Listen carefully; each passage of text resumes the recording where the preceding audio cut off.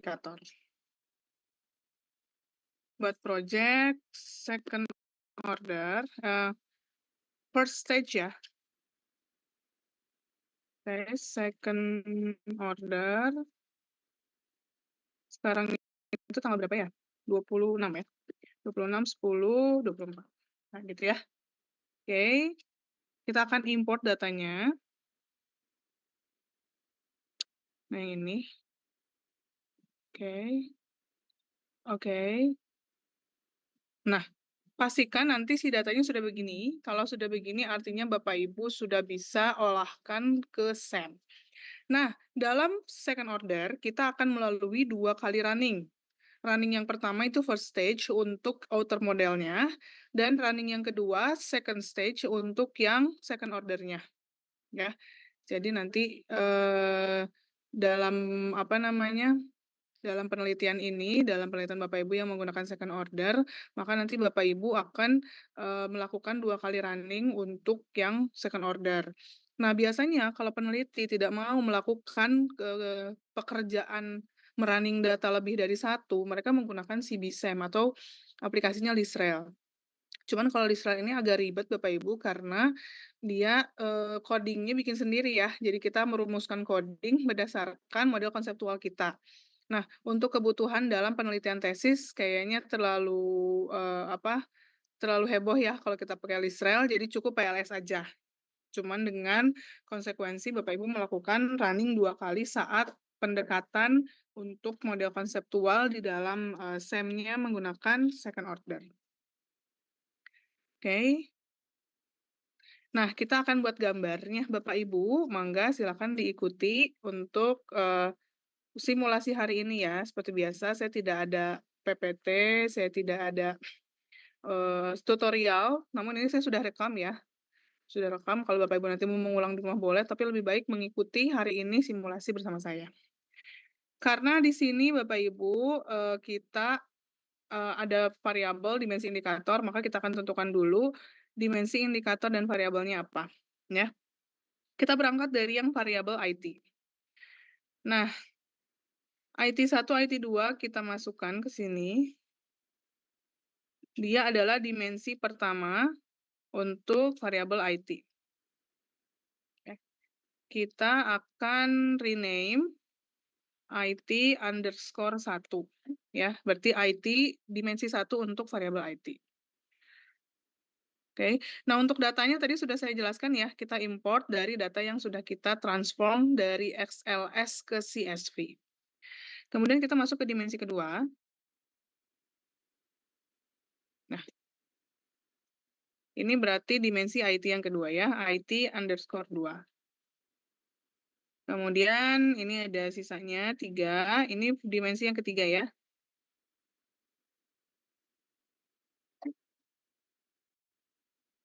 IT_3. Nah, di sini kita sudah punya 3 dimensi. Lalu gimana Bu cara narik untuk jadi variabel? Kita drag semua 1 sampai 8. Nah, kalau seperti ini kan nggak estetik ya Bapak Ibu ya. Dimensinya ketutup. Ya, dimensinya nggak kelihatan kalau kayak gini nih. Maka kita harus hide dulu untuk indikator agar dimensinya terlihat. Nah, jadi begini. Ya. Kemudian kita tinggal rename, dia adalah variabel IT. Nah, kita masuk ke connect, kita tarik garis ke sini, tak, tak, tak, ya. Jadi ini adalah satu kesatuan variabel IT. Oke. Nah, kita tinggal edit aja, misalnya biar dia naik dikit, biar dia nggak ngabisin space gitu ya. Boleh. Udah.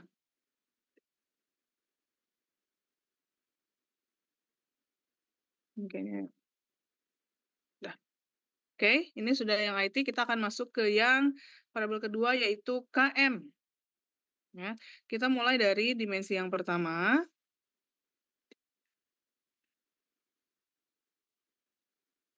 KM. Kita rename KM. Satu ini langsung di-rename Bapak Ibu, karena kalau tidak di-rename nanti kan Bapak Ibu akan bingung. Ya. Kemudian ada yang kedua, dimensi kedua itu ada 5 indikator. 1, 2, 3, 4, 5. 1, 2, 3, 4, 5, kita drag ke sini, kemudian kita setting, jangan sampai ketutup ya. Semuanya harus terlihat dengan jelas. Nah, kita kasih rename KM_2. Kemudian yang terakhir 9 sampai 11 itu dimensi yang ketiga. Ya. Berarti dia rename KM_2. 3. Ya. Nah, untuk narik jadi variabel seperti biasa kita drag dari yang 1 sampai 11 ke sini. Ya. Kemudian kita hide dan kita rename KM. Ya. Oke. Kemudian kita connect kan. Connect. Ibu kok masih merah karena ini dan ini tidak ada arah panah, ya. Oke, kemudian kita masuk ke yang kedua. Yang ketiga ya, variabel X3. IC1 sampai IC3 dia dimensi yang kedua. Nah, kalau gini kan di estetik ya Bapak Ibu, kita akan buat dia jadi di bawah. Nah, begini. Tapi nggak kelihatan gimana, Bu? Kita tinggal tarik aja ke sini. Ya, tinggal tarik ke sini. Gitu ya. Kemudian ini yang variabel yang kedua, dimensi yang kedua.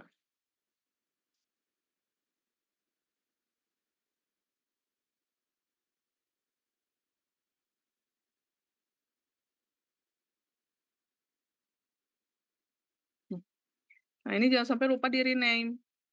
IC_1. Yang ini IC_2.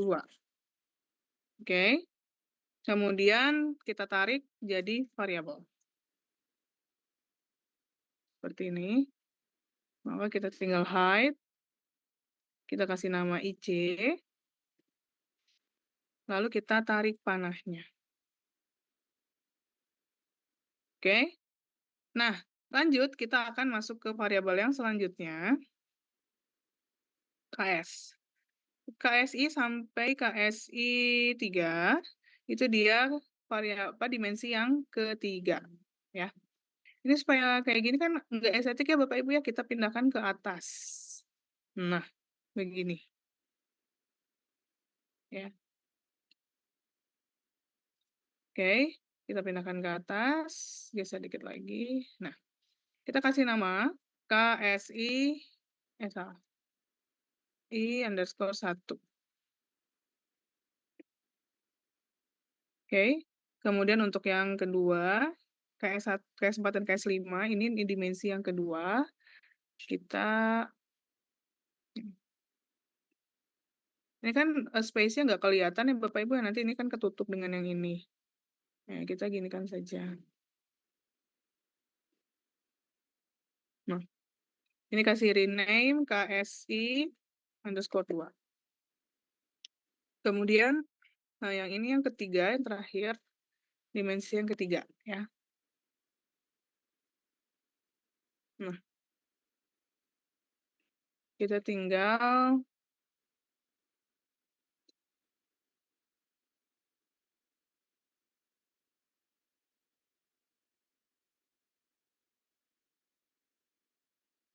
kasih rename ya.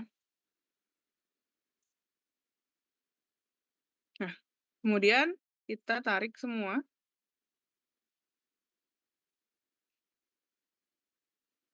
Kita hide. Kemudian kita rename KSI. Ya. Kita tarik panahnya karena dia adalah variabel menuju ke dimensi. Nah, yang terakhir kita akan ke variabel yang DM ya. DM.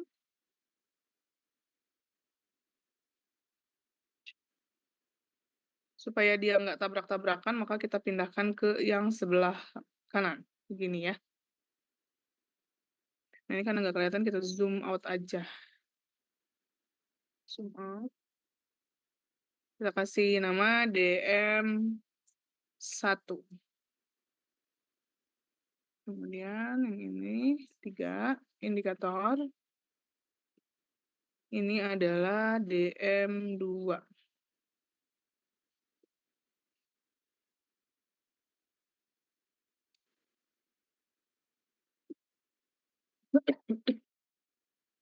Terus yang terakhir DM3.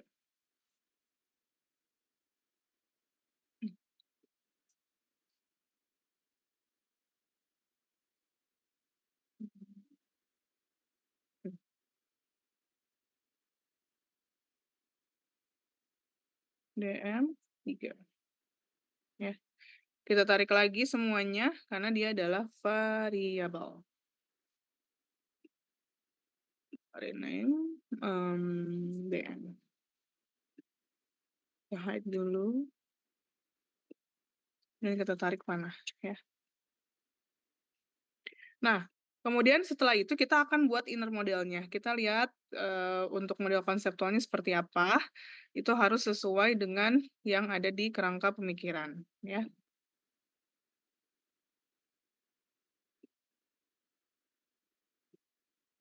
Bisa mau cek, nah udah ya, gini. Pertama, X1 terhadap Y. Kedua, X2 terhadap Y. Ketiga, X3 terhadap Y. Itu tiga hipotesis pertama. Hipotesis selanjutnya, X1 ke Z. X2 ke Z. Dan X3 ke Z. Terakhir, variabel yang ketujuh, X, Y ke Z. Udah seperti ini, baru kita akan running, Bapak Ibu. Ya. Calculate PLS algorithm. Seperti biasa, kita tidak akan edit apapun, kita sesuaikan dengan standar default yang ada dari PLSM. Nah, sudah muncul hasilnya, kita akan cek untuk R-square-nya berapa. R-square-nya kita lihat di sini ya. Banyak R-square-nya karena memang ini ada 2 stage ya. Stage 1 dan stage 2, makanya beda dengan yang kemarin Bapak Ibu coba di first order. F-square-nya, di sini ada yang merah tapi nggak jadi masalah. Construct reliability, kita coba cek. Nah, di sini ada beberapa yang merah, tapi sebetulnya ini kalau lihat dari teori, karena cut-off-nya di 0,3, artinya dia sebenarnya masih lolos ya. Cuman karena settingan di dalam sampel S-nya 0,5, artinya di bawah 0,5 dia tidak lolos. Yang jadi sorotan Bapak Ibu tuh yang ini ya, komposit dan AV. Diskriminan validity-nya semuanya udah oke Bapak Ibu. Tuh, datanya oke banget ya. Karena dia sudah di atas 0,5, jadi ngeliatnya di sini yang ujung-ujung ini nih. Kemudian untuk colon relative nya juga sama, dia sudah di atas 1, sudah aman ya. Oke, berarti kita akan langsung pindahkan ke Excel. Jangan lupa ya, ini ketika nanti Bapak Ibu bootstrapping, maka semua akan gone, hilang. Ya, jadi hati-hati. Oke, kita masuk mana tadi Excel-nya? Nah ini. Excel-nya bukan yang ini ya, tadi kan yang CSV. Nah ini aja. Nah, kita akan masukkan ini outer model first stage. Oke. Yang ini nanti ada inner model first stage. Oke, kita akan mulai dulu dari yang outer model. Outer model kita yang akan simpan itu R square dulu ya. Kita akan copy to clipboard Excel format, klik klik klik klik, jangan sampai lupa. Kemudian kita pastekan di sini. Ya. Kita kasih notes aja supaya nggak ketukar. R square.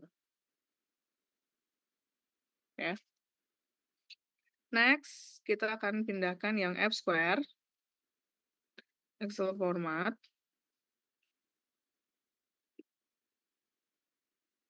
Wah, banyak ya. F square. Kemudian next, kita akan pindahkan yang construct probability validity. Ini penting banget karena ini menunjukkan validitas dan reliabilitas dari data yang sedang Bapak Ibu olah. Excel format kita klik, next, kita masukkan ke hasil sini. Ya. Kemudian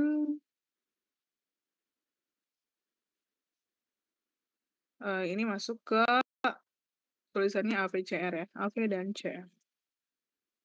Oke, sudah ya. Kemudian diskriminan validity-nya jangan lupa. Ini juga masuk. Pindahkan. Kasih nama diskriminan validity. Dan yang terakhir kita akan pindahkan ini.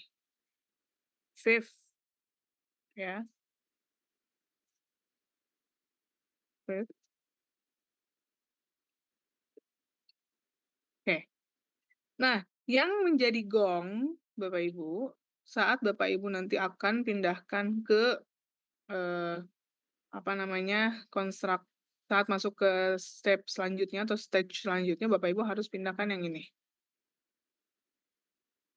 Nah, laten variabel ini harus Bapak Ibu pindahkan di copy paste menjadi file baru. Excel format. Kita akan pindahkan ke Excel baru.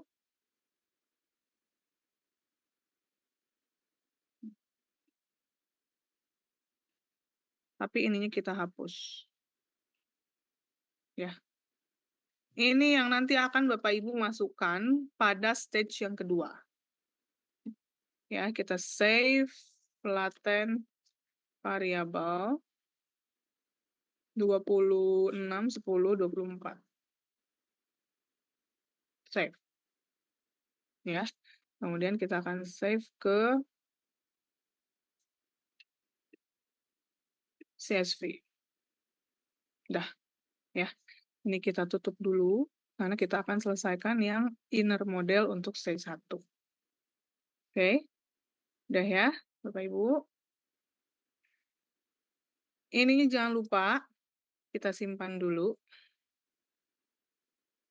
Namanya standardized model first stage. Sekarang tanggal 26/10/24 ya. JPG save. Oke, udah ke save ya. Sudah aman, kita close lagi. Kita akan lanjut ke step selanjutnya. Untuk yang first stage ini kita masih di first stage, yaitu kita masuk ke bootstrapping untuk mengetahui outer loading dari masing-masing variabel yang ada di first stage ini. Ya. Calculate bootstrapping seperti biasa, tidak perlu ada yang diubah. Nah, di sini ada text type-nya one tail, two tail, kita anggap two tail ya, karena tidak ada narasi pengaruh positif, pengaruh negatif, kita anggap semuanya netral, hanya ada terdapat pengaruh. Artinya ketika nanti konstanta dari hasil statistiknya mau negatif, mau positif, terserah, yang penting signifikansinya lolos. Ya. Oke. Start.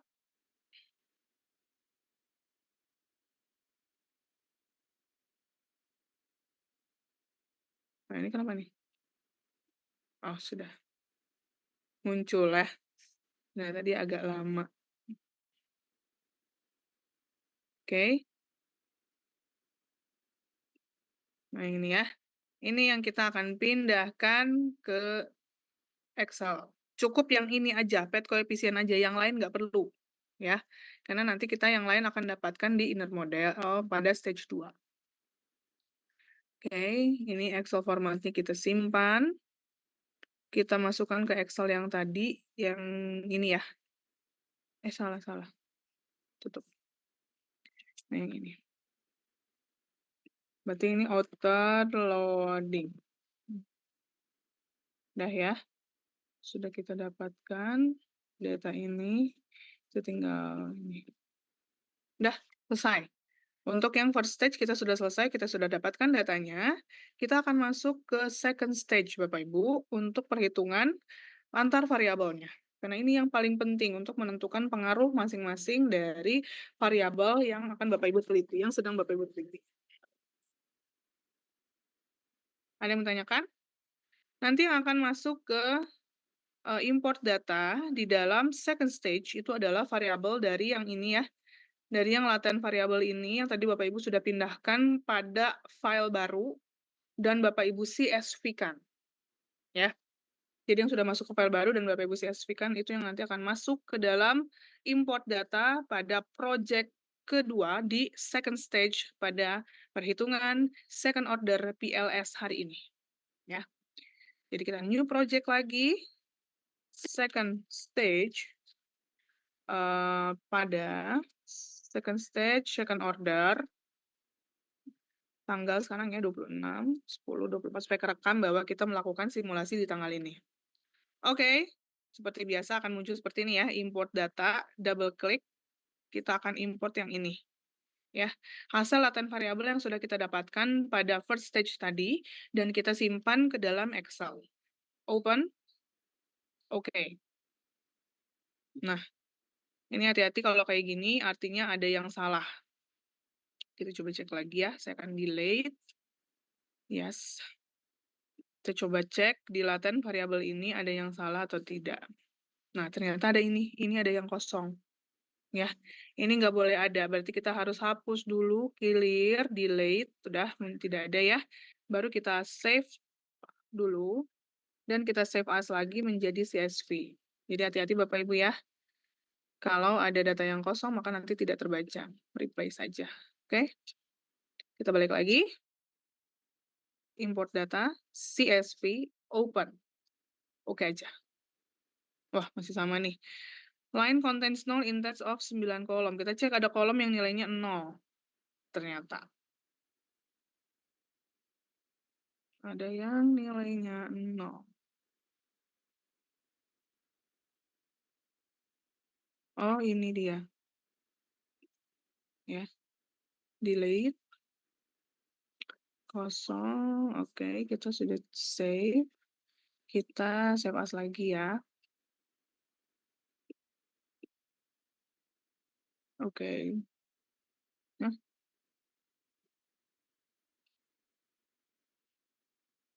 Ini aja. Nah. Close aja. Close. Kita akan hapus lagi. Artinya datanya ada yang error. Double klik to import data. Kita import yang ini ya. Dari yang sudah diedit. Oke. Muncul ya. Jadi tidak boleh ada kolom atau rows yang kosong. Kalau kosong maka tidak akan terbaca. Ya, tadi sudah saya hapus untuk kolom dan rows-nya yang 0, yang tidak ada nilainya, maka muncul. Nah, ini yang nanti akan kita olah hari ini. Ya. Kita masuk ke perhitungan ininya, pembuatan gambarnya ya. Kita mulai dari ini, ini Bu gimana kalau susunannya seperti ini, salah nggak? Nggak salah Bapak Ibu, tapi kita harus tahu dulu bahwa X1 kita yang mana, X2 kita yang mana, X3-nya mana, Y-nya mana, Z-nya mana. Kita tinggal atur saja, ya. Oke, ini yang IT-nya nggak perlu dibawa ya, cukup IT 1, 2, dan 3. Aduh, kenapa ini loading? Ada yang menanyakan? Saya sambil nunggu loading ini, loading. Kayaknya dia Bu bertanya, Bu. Ini dia muter nih. Loading. Silakan Bapak Ibu ada yang tanyakan dulu. Iya, Bu, izin bertanya. Tadi Bu pas yang awal yang narik IT Silakan 1, Bu Eka, IT ada yang 2. menanyakan? Iya, Ibu kedengaran, Bu? Iya. Kayaknya Iya, ternyata Bu.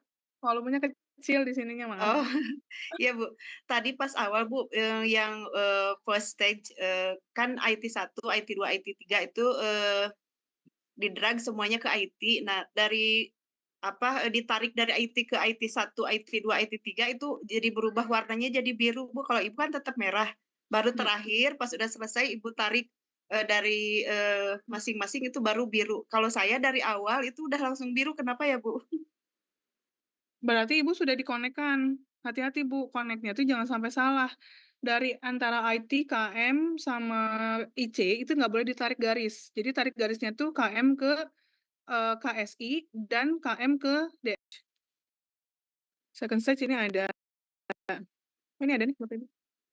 Oh, ada. Ada, tidak hilang ya. Alhamdulillahirrabbilalamin, tidak hilang. Ini ada ya. Nah, jadi tadi saya membuka yang tadi yang first stage-nya. Nah, ini.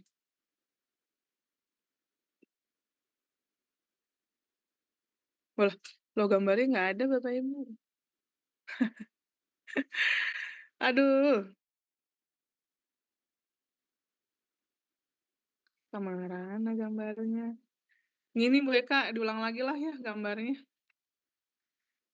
Tadi teh, saya lupa ya, IT 1, 3 gini ya.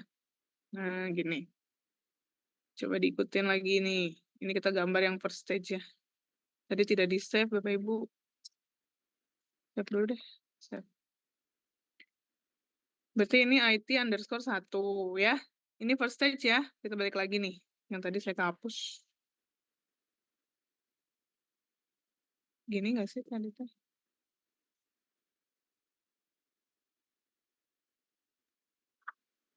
Coba kita Yang lihat. tadi mah indikator pertamanya 2, Bu.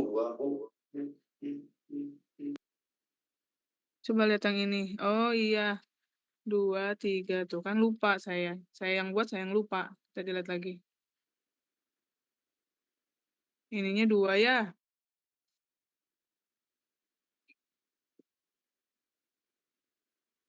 2. Kita rename dulu deh. IT 1. Kemudian ininya 3 ya, 3, 3. 3, ini angka IT kedua. Coba dulu.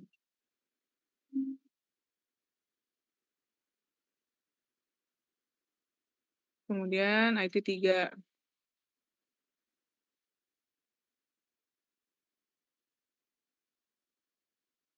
Tadi Bu Eka bikinnya gini kan ya. Nah, nanti IT 1 ke IT 8 kita tarik ke sini, kemudian kita sesuaikan posisinya, kita hide, kemudian kita kasih nama IT. Ya. Nah, kita kan bikin connect-nya ya, ke sini ke sini, ini ke sini, ini ke sini. Pasti biru. Iya, Bu, biru. Memang benar pasti biru, Bu. Tapi ketika Ibu nanti bikin lagi yang KM, KM itu kan ini 3, 1, 2, 3, 4, tuh 2, 3, 4, 5. Berarti 3, 5, 3 ya. Ini 3. Tuh, jadi merah. Kenapa? Karena dia nggak ada tarikan garis, Bu. Ibu Oh, masih iya iya, Bu. mhm. Jadi ketika dia, ada masuk lagi gambar, pasti dia merah lagi karena dia nggak ada koneksivitas ke sini. Kalau nanti Ibu tarik garis ke sini pasti jadi biru. Contoh ya, tarik ke sini, biru langsung, ya. Ini kita hapus aja. Oke, kita tarik lagi aja ke sini.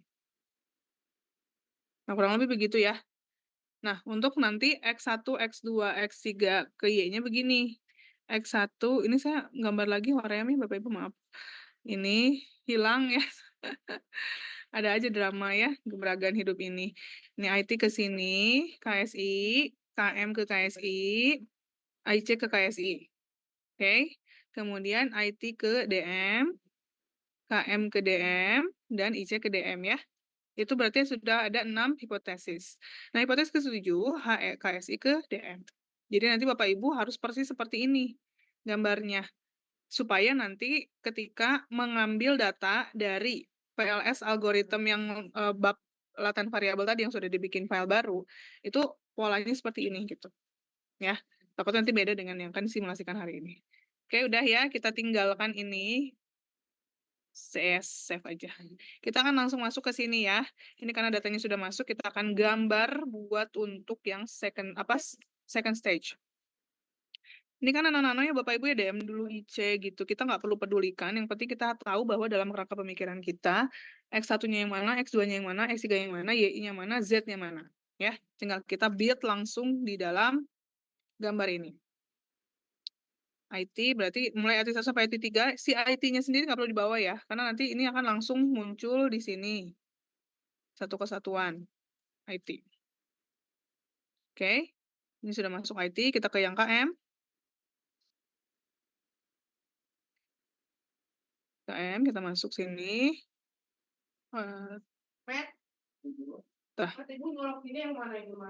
KM, oke. Kemudian yang IC-nya cuma ada 2 dimensi ya. IC. Oke. Kemudian KSI ya habis itu. KSI. Nah, kalau gini kan dia tumpang tindih ya Bapak Ibu ya. Kita harus pindahkan kemana ya? Coba kita ke atas aja. Nah, begini aja ya. Oke, kemudian kita pindahkan yang DM. DM. DM berarti kita ke right aja, begini. Ini DM. Nah, untuk tarikan garisnya harus persis dengan yang tadi di first stage ya. Jadi tarikan pertama dari IT ke KSI, dari IT ke KM, dari IC ke KSI. Nah, kalau ini ke sini kan nanti akan ngelewatin ini ya. Kita coba edit dulu si KSI-nya kita turunkan di sini misalnya. Di sini. Berarti dia pindahkan untuk indikatornya di bawah. Gitu ya. Nah, next kita ke ITDM, KMDM, ICDM, sampai KSIDM. Ya. Si DM-nya kita pindahkan jangan jauh-jauh banget. Nah, begitu. Ya. Oke. Sudah terbentuk gambar seperti ini, seperti biasa, kita akan lakukan PLS algorithm. Nggak perlu diubah lagi ya, kita tinggal langsung start calculation. Keluar sudah, Bapak Ibu, kita cek R-square-nya berapa. R-square-nya aman ya. Kita masukkan ke format yang tadi. Outer model second stage. Kita kasih nama R square. Kemudian kita cek lagi, kita akan pindahkan yang F square ya.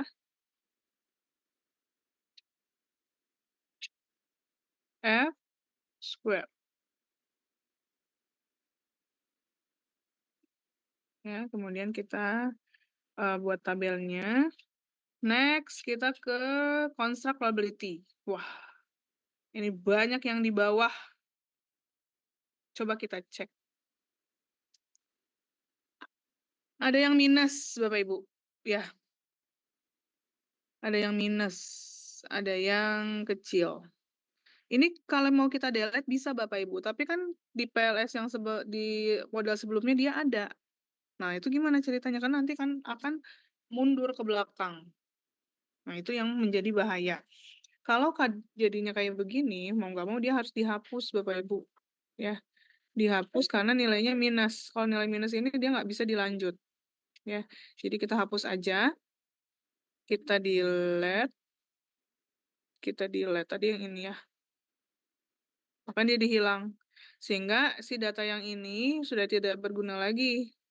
Kita harus delete juga karena kita akan ulang. Bu, gimana tuh? Nanti akan merubah yang state yang sebelumnya. Nggak apa-apa Bapak Ibu ya, karena ini hanya untuk memastikan bahwa datanya muncul gitu ya. Modelnya lolos, kerangka modelnya lolos. Nggak apa-apa kalau ada satu yang ditendang nggak masalah gitu ya. Di-kick, dikeluarkan nggak apa-apa. Dia tidak akan merubah stage yang sebelumnya. Oke, kita langsung diolah lagi. Dar. Ya. Kita akan copy to clipboard. Kita cek dulu deh ininya, constructability-nya. Lumayan ya, semua sudah di atas 5. Ininya banyak yang 0 ini is okay lah ya, nggak jadi masalah. Bapak Ibu, yang penting kita ngelihatnya di composite dan average probability. Jadi ini aman ya. Kita tinggal pindahkan dulu aja ke Excel format. Oke, tadi sudah ya, ini namanya S square. F square-nya jangan lupa. F square-nya yang ini. Copy to Excel. Ini muncul ya di layar Bapak Ibu ya. Kalau nggak muncul, diinterupsi aja. Ini contract liability-nya yang tadi sudah oke. Kita akan masukkan ke sini CR dan AP. Oke, aman ya. Kemudian yang diskriminan validity-nya kita masukkan. Dah, cukup ini yang menjadi data kita. Ya. Cukup ini. Next, kita save ya. Next, kita akan save dulu ini. Dia sebagai standar Device, model, second stage. 26, 10, 24. Dan tadi saya lupa Bapak Ibu tidak nge-save T model pada stage pertama, tapi ya udah ya. Udah, ini sudah ya kita pindahkan. Kita langsung masuk ke bootstrapping. Ini tutel ya, karena kan tadi tidak ada negatif positif yang melekat pada narasi hipotesis penelitiannya. Dor, ternyata ada yang tidak berpengaruh Bapak Ibu. Ya. Untuk outer loading-nya kita ambil di sini, ini juga ada yang tidak berpengaruh. Pindahkan dulu ya. Sebentar. Ini. Inner model.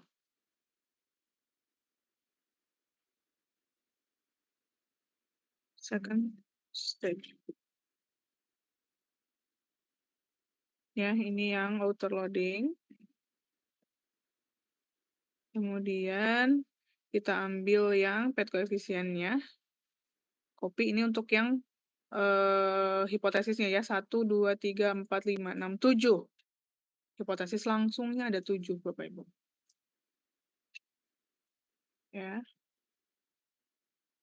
Nah, untuk yang hipotesis tidak langsungnya kita cek di specific indirect effect. Nah, ternyata yang KSI bisa menjadi variabel intervening hanya dari variabel IC ke DM. Ya. Untuk variabel IT ke DM, KSI tidak menjadi variabel intervening. Ini hipotesis tidak langsung, ya. Udah, selesai. Ini yang menjadi lampiran Bapak Ibu saat Bapak Ibu melakukan perhitungan pada stage 1 dan stage 2 di second order. Ya. Inilah yang Bapak Ibu lakukan. Ada yang sudah ikut simulasi? Silakan, ada yang mau tanyakan?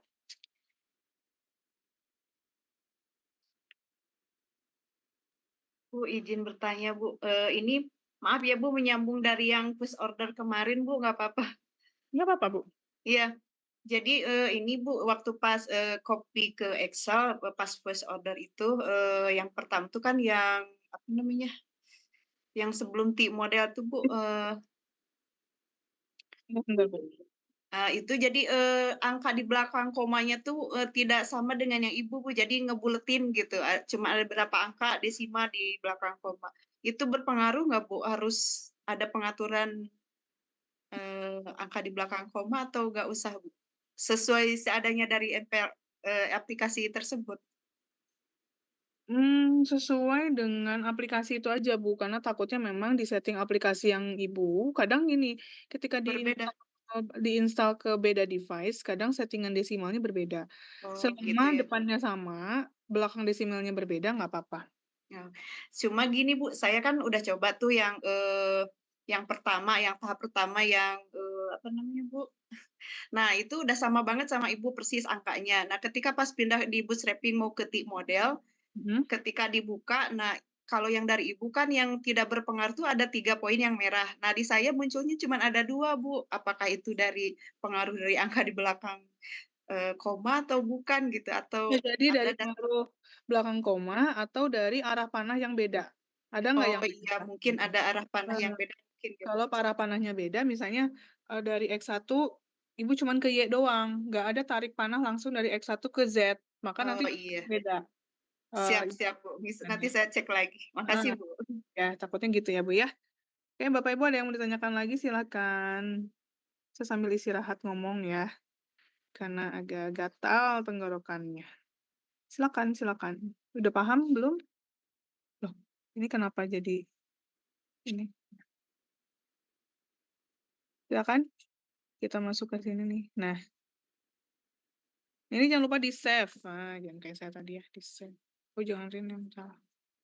Tuh, hilang. Kenapa hilang? Ntar saya calculate lagi ya.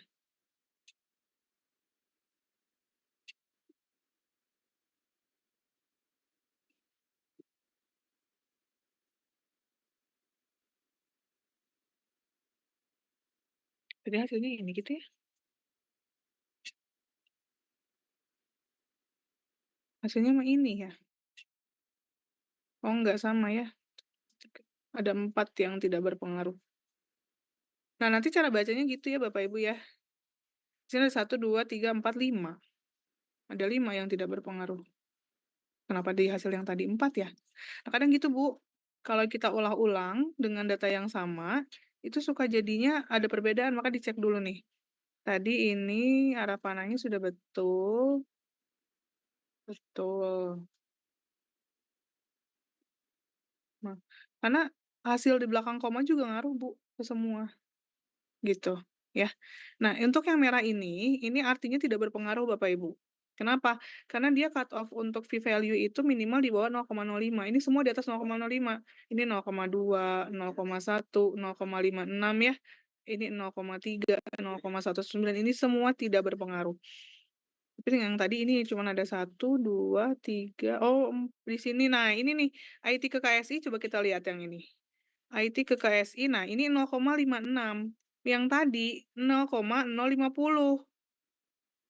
Ya, jadi kalau di data yang pertama tadi, kan tadi kehapus ya sama saya. Nah, yang tidak berpengaruh cuma 4, yang ini mah masih di batas ambang ya. Tapi ternyata ketika di running ulang, jadi 0,56, artinya kan dia sudah di atas ambang dong, nggak lolos. Nah itu. Jadi memang di belakang koma itu ngaruh ya, kadang Bu Eka dan yang lain Bapak Ibu hati-hati, gitu. Ya memang kelemahan dari SEM PLS itu adalah itu ya, Jadi ada Bu izin harus dihabiskan sampai ujungnya gitu ya, di belakang koma aja, sampai ke buletin gitu gitu? ya sampai ke buletin aja Bu, kalau bisa ya. Karena nanti akan merubah dari cut off nilai yang seharusnya terhitung, gitu. Itu yang menjadi, pertimbangan dalam penelitian khususnya menggunakan SEM PLS, ya. Itu yang menjadi kelemahan. Makanya banyak yang, memilih si BSEM untuk second order, gitu Bu, ya. Second order, first order juga memang, banyak yang pakai list rel, gitu. Karena list rel nilainya sudah absolut bulat tidak berubah. Soalnya kita pakai coding sendiri Bu, ya. Beda dengan, PLS itu kita memang menggunakan fitur ya. Fitur, kita tinggal klik klik klik klik ya, sesuai dengan kebutuhan kita, maka nilainya langsung muncul. Nah, ini yang, eee, menyebabkan bahwa lampiran atau hasil itu bergantung pada output dari aplikasi itu sendiri ya. Kalau aplikasinya error misalnya, atau settingan dalam aplikasinya tidak sesuai, bukannya nggak sesuai ya, berbeda misalnya ya, maka nanti bisa jadi meskipun aplikasinya sama, tapi terinstall pada device yang berbeda, hasilnya jadi berbeda, ya. Gitu. Ada yang mau tanyakan lagi silakan.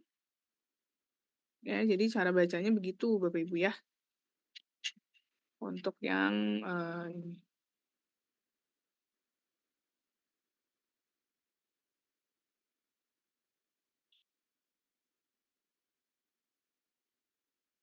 Oke, silakan. Ada yang mau tanyakan? Nah, jadi cara bacanya gini ya, ini untuk yang langsung pengaruh langsung ya. Nah, ini yang pengaruh tidak langsung.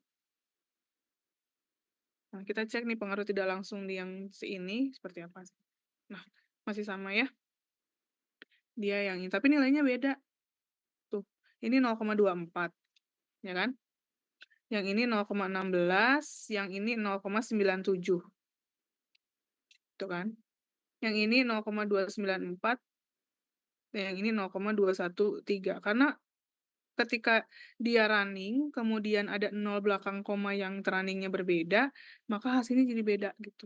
Tapi bedanya nggak signifikan ya, nggak signifikan Iya sebetulnya Bu, karena nggak belakang koma. signifikan sih, sedikit bedanya gitu. Iya, nggak signifikan belakang koma, tapi itu juga mempengaruhi Bu, istilahnya material. Kenapa? Karena kan kalau kita berbicara cut off dalam, hipotesis penelitian itu kan 0,5, 0,05.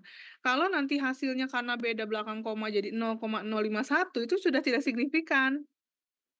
Nah, itu kadang yang memang, menjadi, bisa dibilang kelemahan dari SEM-PLS, gitu. Nah, kalau SPSS gimana Bu? Ya sama aja. settingan belakang komanya berbeda, maka hasilnya berbeda. Dan akan jadi lebih ribet kalau X1, X2, X3, YZ karena ada kurang lebih 3 substruktur. Jadi 3 kali running, ya. Kalau yang SEM-PLS ini untuk yang, second order 2 kali running, untuk yang first order sekali running. Begitu. Nah, sekarang tinggal Bapak Ibu nanti pilih yang akan dipakai oleh Bapak Ibu di tesis itu yang mana. Cuman perlu Bapak Ibu ketahui bahwa saat Bapak Ibu menggunakan penelitian dengan model X1, X2, YZ, serta sampel terukur Bapak Ibu yang sudah dihitung muncul angkanya di atas 100, itu memang disarankan menggunakan SEM-PLS. Ya, supaya lebih, presisi nanti hasilnya dibanding menggunakan PET analisis pada SPSS. Tapi kalau misalnya, "Bu, karena saya mah mau sensus aja, soalnya untuk responden di tempat saya itu cuma sedikit, target populasi saya hanya 30. Jadi nanti sampelnya pakai pendekatan sensus, ya berarti sampelnya sama dengan populasi 30." Ya sudah Bapak Ibu cukup pakai PET analisis aja, ya. Apakah tidak bisa pakai SEM-PLS? Bisa, karena SEM-PLS itu tidak ada aturan berapa minimal sampel, ya, cuman takut nanti hasilnya bias aja karena data sebarannya terlalu sedikit. Ya, jadi SEM-PLS itu tidak banyak asumsi Bapak Ibu, mau datanya tidak normal, mau berskala ordinal, mau Bapak Ibu, populasinya berapapun bisa. Tapi kalau PET analisis itu ada asumsi Bapak Ibu. Pertama, data Bapak Ibu tuh harus interval. Artinya kalau nanti Bapak Ibu pakai kuesioner, pilihannya itu 1 sampai 5 Likert, itu kan dia ordinal, maka Bapak Ibu harus naikkan dulu derajatnya jadi interval, pakai method of successive interval. Sebetulnya gampang, method of successive interval itu tinggal nge-install add-ons di Excel, untuk apa namanya, untuk, mengubah data dari ordinal ke interval. Cuman kalau di MacBook saya nggak bisa, bisanya di Windows. Bapak Ibu bisa cari di YouTube atau di Google ya, add-ons Excel untuk MSI, nanti akan muncul langsung bisa terinstall dalam Excel Bapak Ibu. Ya biasanya saya kalau mau pakai PET analisis nih dalam penelitian saya pindahkan dulu datanya ke Windows. Ini karena kebetulan device yang saya pakai nih MacBook ya, MacBook nggak bisa untuk install add-ons, si MSI gitu. Jadi memang, banyak keribetan yang perlu dilakukan untuk PET analisis ya menggunakan SPSS, datanya harus interval berarti naik dulu tuh. Jadi ada running pertama, kita menaikkan derajat data dari ordinal ke interval menggunakan MSI ya. Kita kan hitung hitung dulu tuh di Excel. Kemudian setelah sudah jadi interval baru nanti kita bisa running kan di PLS. Saat, modelnya X1, X2, YZ ya berarti ada 3 substruktur, gitu loh. Jadi itu PET analisis. Tapi kalau SEM-PLS kita nggak perlu naikkan dulu derajatnya menggunakan, eee, apa menggunakan, MSI, karena dalam SEM-PLS itu tidak ada asumsi yang melekat bahwa untuk variabel, eee, yang berskala apapun ya, mau ordinal, interval, nominal, itu bisa langsung di-running. Jadi dia bebas asumsi. Cuman ini kelemahannya. Nah, sebetulnya dalam SEM-PLS itu tidak hanya Smart PLS Bapak Ibu untuk, aplikasi, ada Warp PLS. Hanya Warp PLS ini tidak ada aplikasi gratis ya, saya udah nyari ini ke mana-mana yang aplikasi yang gratisannya nggak ada. Jadi dia tuh harus langganan tahunan, dan lumayan ya, itu di atas 350.000 kalau nggak salah. Itu waktu beberapa tahun yang lalu malah. Nah, ada trial-nya 3 bulan. Cuman dan itu ngebaca email di device-nya. Jadi kalau misalnya Bapak Ibu mau udah habis nih trial 3 bulan, Bapak Ibu mesti ganti laptop gitu ya, ganti komputer, karena nggak bisa nanti ngajuin trial lagi, ke-detect gitu sama si sistemnya. Saya pernah pakai WPS itu memang lebih enak ya. Dia, hasilnya juga perbedaannya tidak terlalu signifikan antara satu aplikasi di device satu ya, dengan device yang lain tuh perbedaannya nggak terlalu signifikan gitu, si WPLS tuh. Tapi ya itu tadi, nggak ada, ininya, nggak ada hack-nya ya. Dan saya juga udah cek beberapa webinar-webinar SNMPLS, kan saya ikut bootcamp-bootcamp SNMPLS itu udah sering ya. Semua rata-rata pakainya Smart PLS gitu, si instrukturnya tuh. Karena memang ketika nanti mau memberikan aplikasi kepada audiensnya untuk bisa ikut simulasi, dia kan harus kasih aplikasi gitu. Nah, yang bisa diberikan yaitu Smart PLS gitu. Saya juga ini dapat dari instruktur waktu webinar, saya ikut bootcamp kan 4 hari, gitu, Bapak Ibu. Oke, ada yang mau ditanyakan? Silakan. Nah, jadi nanti kalau Bapak Ibu di dalam penelitiannya ada dimensi, indikator, variabel, maka Bapak Ibu untuk perhitungan SEM-nya itu harus second order ya.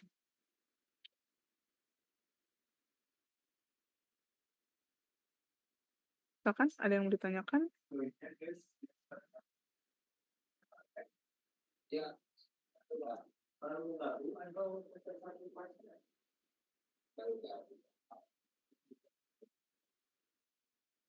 Silakan Bapak Ibu.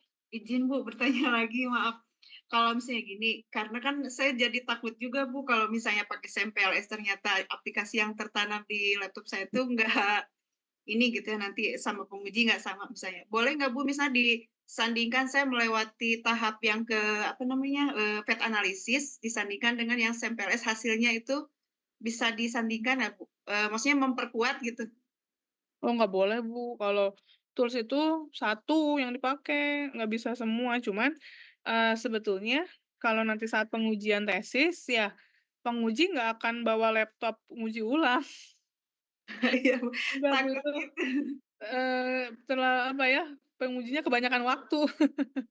Enggak sampai sedetail itu, enggak. Cuman ini, antisipasi aja bahwa ketika pakai data yang sama, kemudian di device yang berbeda, itu akan ada kemungkinan untuk perbedaan hasil. Kayak tadi aja, ini device-nya masih sama, tapi jangka waktu running-nya beda. Hasilnya juga kan beda tadi. Itu kadang memang kelemahan dari SEM-PLS itu begitu, Bu. Smart PLS ya, bukan SEM-PLS. Kelemahan di Smart PLS. Tapi bukan berarti Smart PLS tidak layak digunakan ya, sangat layak digunakan. Apalagi Smart PLS ini aplikasi yang paling mudah dijumpai, yang gratisnya gitu ya. Banyak. Saya juga cek-cek di toko-toko software-software ya, Bu, ya. Saya nggak nemu WPLS yang bisa diinstal gratis gitu ya. Saya nggak nemu gitu ya. Wah, bahaya gitu kan kalau saya pakai WPLS untuk simulasi ke mahasiswa, karena mahasiswa pasti supaya, link and match-nya nyampe dengan saya kan harus pakai aplikasi yang sama gitu. Akhirnya saya coba ikut webinar-webinar dan rata-rata pakai Smart PLS, ya udah deh kita pakai Smart PLS. Smart PLS juga sekarang sebetulnya sudah ada di versi terbaru, Bu, 4.3 ya, dan itu tampilannya beda dengan 3.9 gitu. Kalau saya sih lebih nyamannya di 3.9 ya.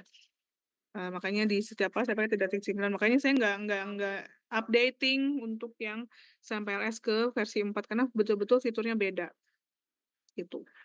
Ya jadi nggak apa-apa, sama aja sih karena versi itu, hanya menentukan fitur dan tampilan aja sih, ya. Sisanya sama. Oke, ada lagi yang mau ditanyakan? Kayaknya ini yang simulasi cuma Bu Eka ya? Bapak Ibu yang lain simulasi nggak nih? Pak Hari simulasi nggak, Pak Hari? Simulasi sih Bu, tapi kalau secara aplikasi mah nggak terlalu rumit, cuman aku tuh lagi bingung gimana sih Ibu kok bisa tek tek tek tek gitu, apa aja yang harus di apa ya, Yang mana? Tek tek tek apanya? turunnya gitu Bu.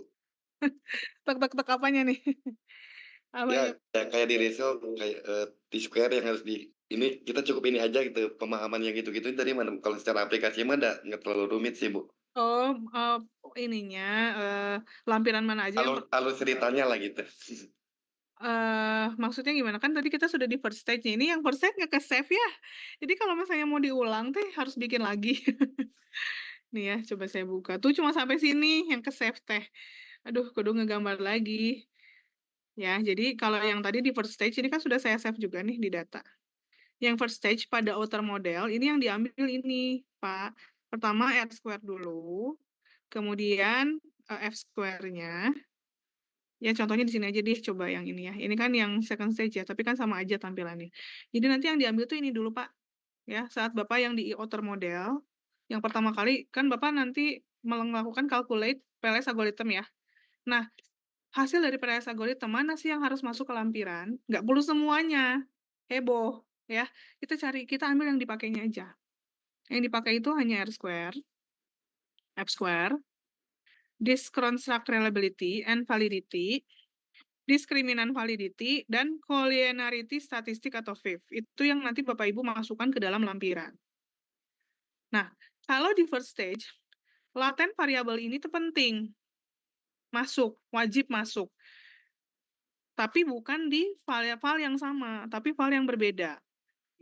Nih.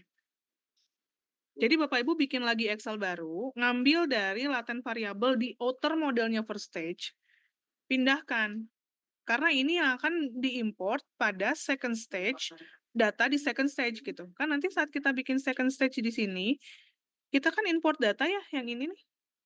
Nah, data ini tuh data yang mana? Data yang ini Bapak Ibu, latent variable yang Bapak Ibu dapatkan dari outer model first stage gitu. Jadi bahan dasar untuk masuk ke second stage itu adalah latent variable di outer model first stage. Gitu. Ya. Ini yang harus diperhatikan. Cuman kalau kita copy paste dari Excel lalu kita langsung buatkan tabel, itu tadi kayak saya tadi di ujung nih ada yang ketabelin tapi 0 ya kan? Di bawah tadi ada yang ketabelin tapi 0. Jadi nanti nggak akan kebaca, dianggapnya ada angka unik 0. Kan tadi nggak kebaca ya. Ternyata pas saya cek, oh ini ada yang ketabelin tapi nggak ada isinya. Yang di bawah juga ada yang ketabelin nggak ada isinya. Nah, ketika saya sudah buang itu semua, kemudian saya convert si file latent variable ini menjadi CSV, dan bisa di-convert, diimport ke dalam PLS-nya, muncul deh.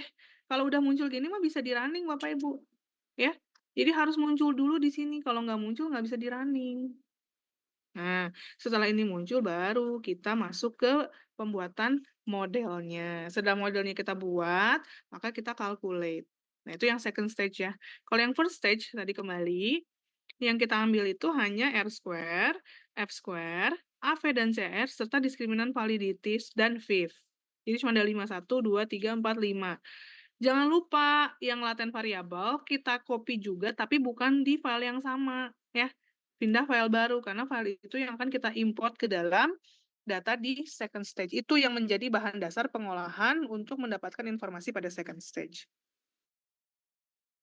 Nah, untuk inner model yang first stage-nya kita cukup ambil outer loading aja. Ini untuk membuat informasi terkait dengan apa tadi tuh? Terkait dengan outer loading dari setiap variabel. Ini saya kasih contoh aja, Bapak Ibu, untuk hasil penelitian yang second order. Saya kasih first stage. Ya, sekali lagi.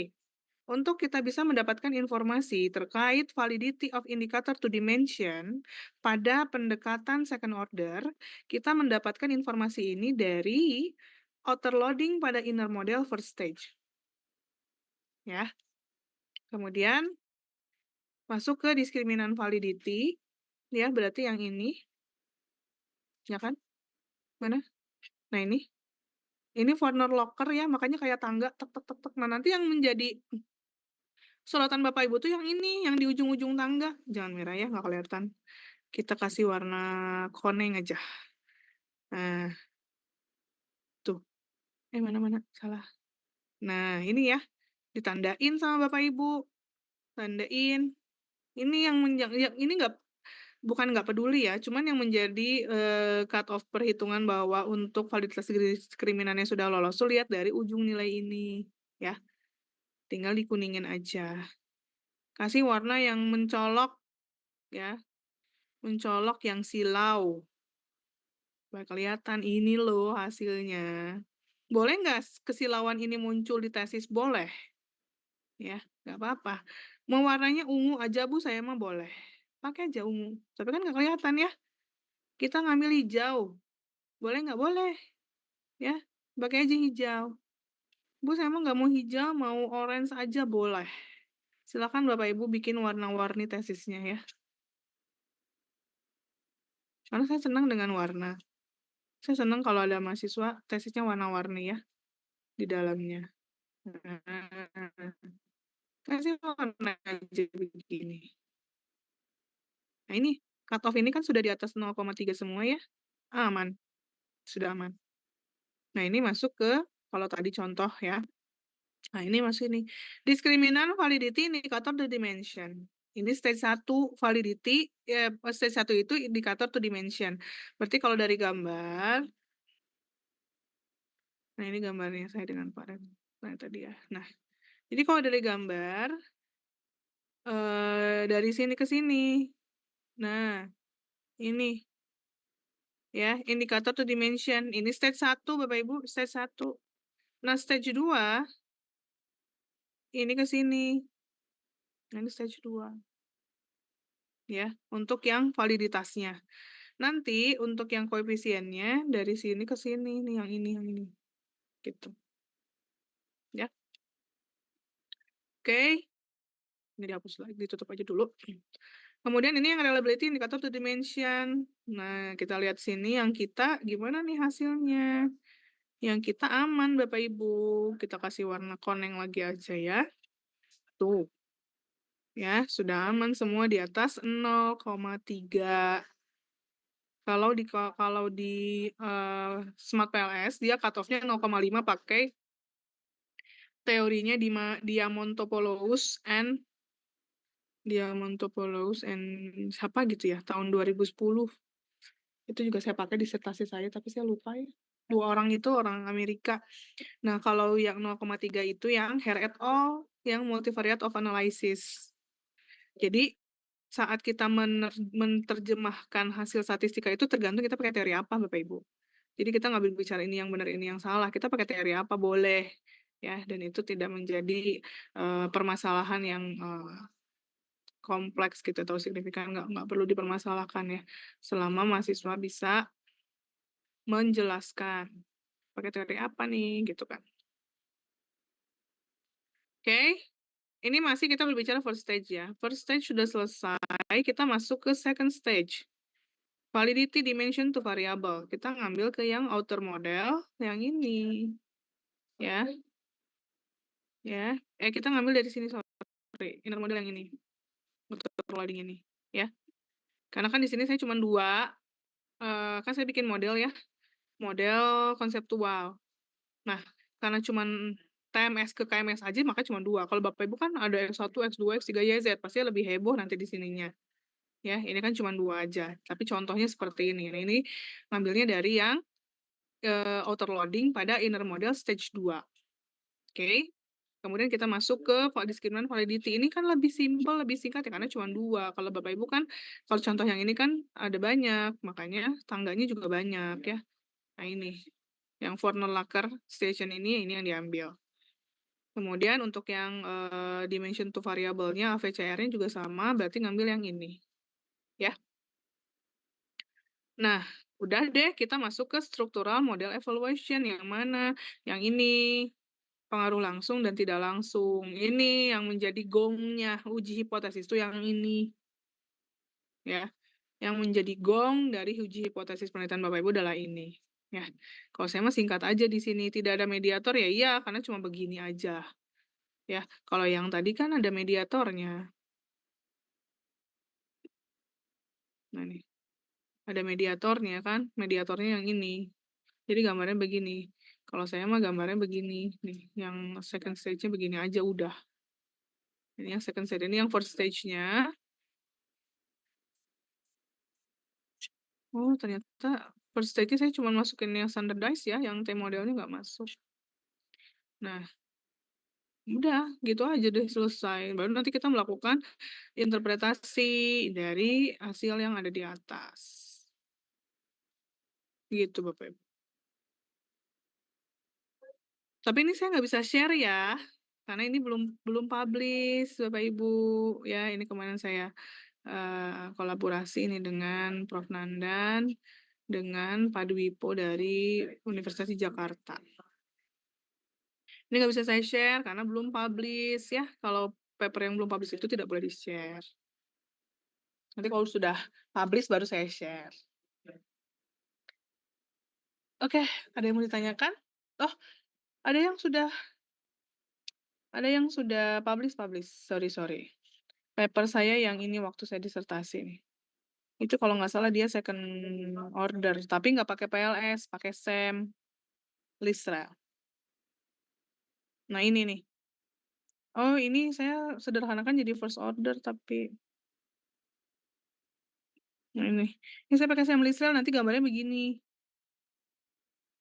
Ini saya sederhanakan jadi first order karena datanya sedikit. Kalau Sam Lisrel itu minimal 500 Bapak Ibu sampelnya, ya. Kalau waktu itu saya neliti BUMN se-Indonesia cuma ada 115. Nggak bisa ditambah, nggak bisa dikurang, karena variabel saya itu untuk unit analisisnya melekat pada organisasi, bukan melekat pada manusia. Jadi karena jumlah BUMN di Indonesia cuma 115, ya udah nggak bisa ditambah, nggak bisa dikurang, gitu kan. Apa adanya, sehingga saya mengambil teorinya dari Setia Setia Hariwijayanto dan Her et al. Di multivariate analysis bahwa untuk second order, itu bisa disederhanakan menjadi first order, yang penting, untuk variabel yang ada di dalam inner modelnya ada 5. Nah, kebetulan saya ada 5, 1, 2, 3, 4, 5, gitu. Jadi sebetulnya untuk statistika itu fleksibel Bapak Ibu ya, tergantung Bapak Ibu pakai teori apa. Ibaratnya mah kita mau bersilat lidah gampang lah gitu ya, yang penting kita bisa pintar mencari teori. Kayak kemarin, karena si BISEM ini punya asumsi bahwa variabelnya harus interval, saya nggak mau ribet Bapak Ibu kemarin, meng-MSI-kan tuh ribet ya, saya males gitu ya meng-MSI-kan, karena takutnya juga nanti hasil running di si Sam Rizal udah malier, terus ada yang error, saya nggak mau gitu ya. Ini saya, 4 kali running Bapak Ibu, karena ada data yang tidak resiprokal, ini makanya nih 2 kali nih running. 4 kali running, resiprokal pertama, kedua, ketiga muncullah yang ini nih, ini resiprokal nih ada kayak begini. Pokoknya liar lah si BISEM mah ya. Nah, akhirnya saya ngambil data teori dari bukunya Her et al. PLS, bahwa di sana dijelaskan untuk, jawaban penelitian Likert selama rentang jaraknya itu semantik dan equidistant, itu bisa diakui sebagai variabel interval. Jadi biarpun Likert 1-5, tapi pilihan jawabannya itu semantik dan equidistant, artinya memiliki rentang dan jarak yang sama, maka dia bisa diperlakukan sebagai interval. Jadi nanti pilihan jawabannya bukan sangat setuju, sangat tidak setuju, bukan. Tapi ke persentase atau ke, penentuan arah yang rentangnya sama. Misalnya, waktu itu ada satu pertanyaan dalam disertasi saya, untuk memastikan bahwa laporan keuangan Anda berkualitas, maka perusahaan Anda itu, melakukan revisi terhadap laporan keuangan Anda. Nah, pilihan jawabannya, revisi dilakukan 1 kali dalam 1 tahun, itu nilainya 5. Karena kalau terlalu banyak revisi itu jelek, ya.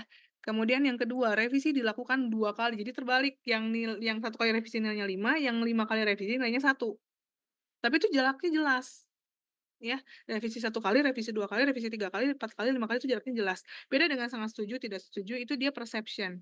Dan itu, ukurannya bukan rentang ya, tapi kategori kelas. Makanya masuk ke dalam ordinal, gitu.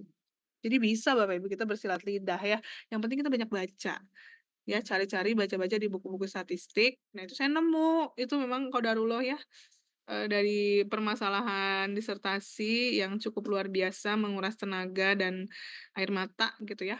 Akhirnya saya menemukan satu teori itu dan saya masukkan, akhirnya lolos. Nggak perlu MSI ya, nggak perlu riweuh MSI. Jadi saya cukup langsung running dari data saya karena saya menganggap bahwa skala ukur variabel saya itu interval, karena alat pengukuran data saya, untuk pilihan jawabannya menggunakan pendekatan semantik dan equidistant. Begitu Bapak Ibu. Kan kalau semantik scale yang pernah saya jelaskan dan saya kirim di PPT saya itu kan 1-7 ya, kalau semantik itu. Kalau saya kan